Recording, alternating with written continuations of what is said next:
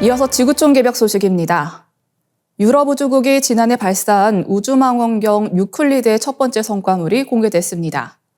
유클리드는 우주의 입체 지도를 제작하기 위한 중요한 임무를 맡고 있으며 이번 공개는 그 첫걸음이라 할 수 있습니다.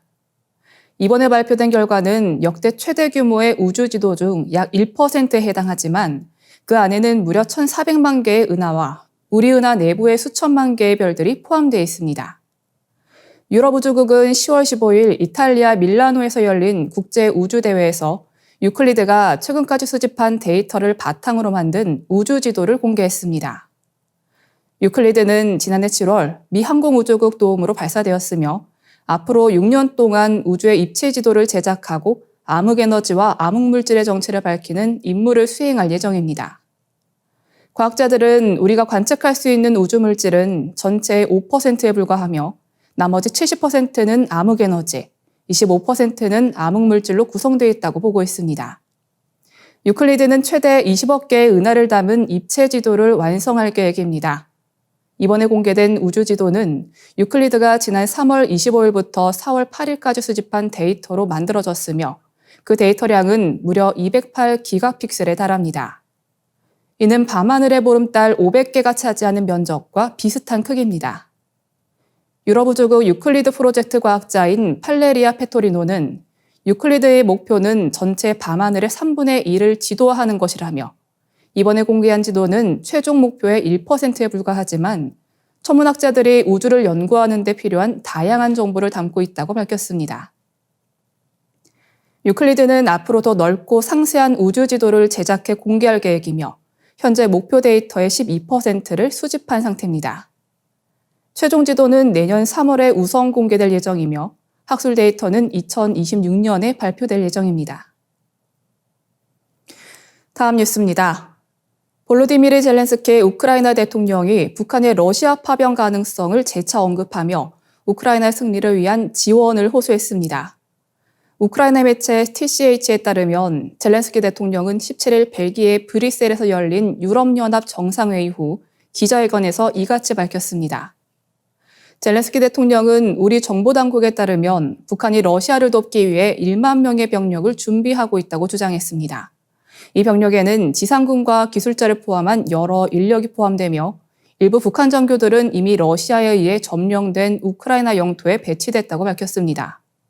그는 또한 러시아는 병력 손실이 커서 이를 메우기 위한 방편으로 북한을 동원하고 있으며 러시아 내에서의 병력 동원에 대한 여론이 좋지 않기 때문에 다른 국가의 지원을 구하고 있다고 지적했습니다.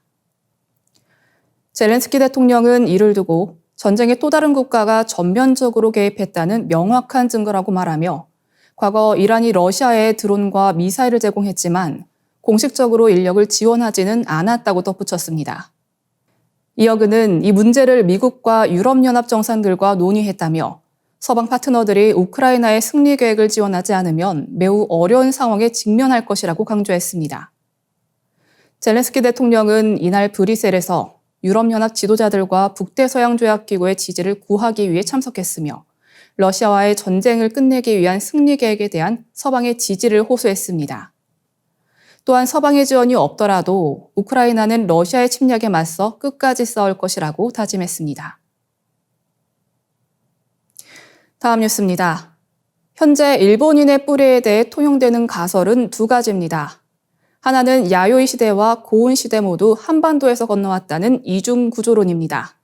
다른 하나는 야요이 시대에는 한반도에서, 고운 시대에는 중국에서 건너왔다는 삼중 구조론입니다.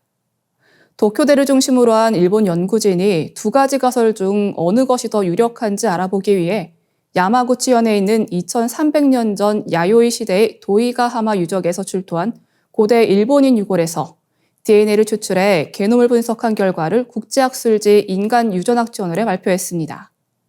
도이가하마 유적에선 1952년 이후 지금까지 약 300명의 유골이 출토됐습니다.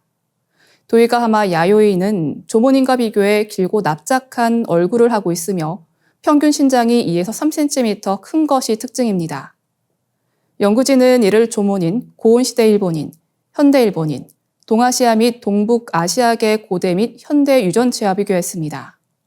그 결과 오늘날 일본인의 조상이 된 야요이 시대 이주민은 한반도에서 건너간 도레인으로 나타났습니다. 현대 일본인의 조상은 한반도 도레인과 조문인의 혼혈이라는 얘기입니다. 분석 결과 야요이 시대 일본인은 조문계, 동아시아계, 동북아시아계라는 세 가지 뚜렷한 게놈 계열을 가지고 있는 것으로 나타났습니다. 또 이들과 유전적으로 가장 가까운 것은 고은시대 일본인이었으며 이어 현대 일본인, 고대 한국인, 현대 한국인 차례였습니다.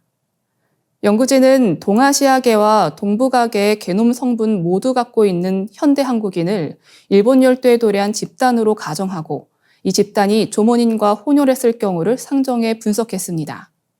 그랬더니 이 모델이 야요이 시대, 고은 시대, 현대 일본인 게놈 구성을 모두 잘 설명할 수 있는 것으로 나타났습니다. 비일본인 중에서 도이가하마 야요이 일본인과 유전적으로 가장 비슷한 집단은 동아시아계 및 동북아시아계 게놈을 모두 갖고 있는 한국인이었습니다.